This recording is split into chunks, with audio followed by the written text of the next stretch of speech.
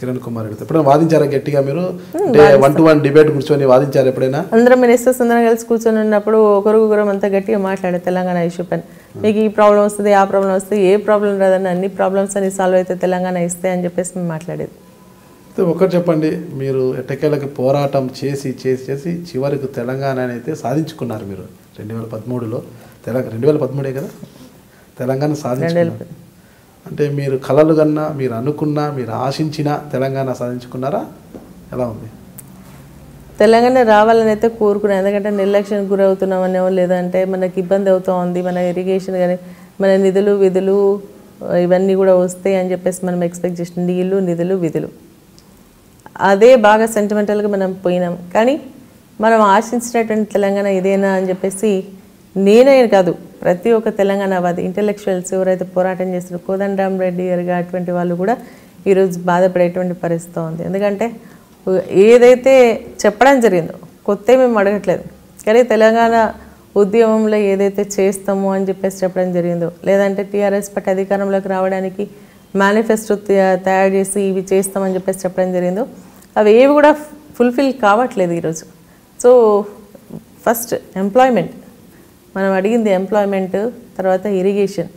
ఇది జరగట్లేకపోయే వరకు నిరుద్యోగుల్లో ఒక రకమైనటువంటి అనాసక్తి వస్తుంది, ఇబ్బంది పడుతూ ఉన్నారు. ఇదేనా మేము ఆ రోజు అన్నీ కూడా వదిలేసుకున్నాము, మొత్తం టోటల్గా ఎడ్యుకేషన్ ఒక 2 years వదిలేసి మరీ మేము ఈ తెలంగాణ ఉద్యమంలో పార్టిసిపేట్ చేస్తే 2.5 years అయిపోయింది, దగ్గర 3 years కావస్తూ ఉంది, మాకు ఇంకా ఎంప్లాయ్మెంట్ రావట్లేదే అని ఇంట్లో తల్లిదండ్రులు తిడుతున్నా వాళ్ళు ఆ రోజు ఉద్యమంలో పోవడం జరిగింది. కానీ ఈరోజు తల్లిదండ్రులని బతిమలాడుకునేటువంటి పరిస్థితి వస్తుంది, పిల్లలంతా కూడా మీరు చెప్తే ఆ రోజు వినలేదు మేము అని చెప్పేసి అనేటువంటి పరిస్థితి వస్తుంది. బాధ అనిపిస్తూ ఉంది. మారాలని అనుకుంటున్నాం. మనం ఏదైతే సామాజిక తెలంగాణ కావాలని అనుకున్నామో, ఏ నిధులు విధులు ఇవన్నీ నీళ్లు రావాలని చెప్పేసి అనుకుంటున్నామో అటువంటి తెలంగాణ కావాలని, అది కేవలం కాంగ్రెస్ పార్టీ మాత్రం చేస్తుందని ఒకటి విశ్వాసం ప్రజల్లో ఈరోజు కలుగుతోంది. ఒక మాజీ మంత్రిగా కాకుండా ఒక సామాన్య పౌరులాగా చెప్పండి, మీరు సమైక్య రాష్ట్రంలో పరిస్థితి బాగుందా, ఇప్పుడు ప్రత్యేక రాష్ట్రంలో బాగుంది? అంటే ఒక మహిళగా అంటే కామన్ మ్యాన్గా చూస్తే ఏంటంటే ఆ రోజు ఉమ్మడి రాజధానిలో ఉమ్మడి రాష్ట్రంలో నిజంగా కూడా మనకు జరగాల్సినటువంటి అన్నీ రావట్లేదేమో, నిజంగా వాళ్ళని తీసుకుపోతున్నారేమో అన్నటువంటి అభిప్రాయం అందరికి ఉండింది. అది సామాన్యంగా మాకు కూడా ఉండింది.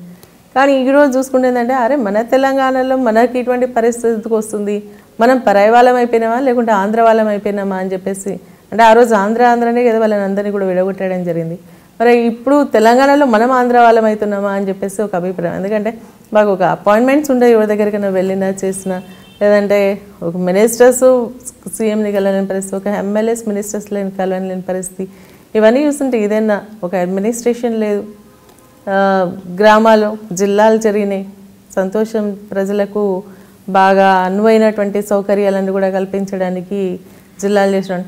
ఇక స్టాఫ్ లేదు ఇప్పటివరకు, దగ్గర 6 months అయిపోతూ ఉంది, ఇంతవరకు స్టాఫ్ లేదు, ఇన్ఛార్జీల మీద నడుస్తూ ఉంది, ఎవరు ఏం చేయాలో ఎవరికేం తెలుస్తలేదు, ప్రజలు ఎక్కడికి పోవాలో వాళ్ళకి అర్థమైతే లేదు.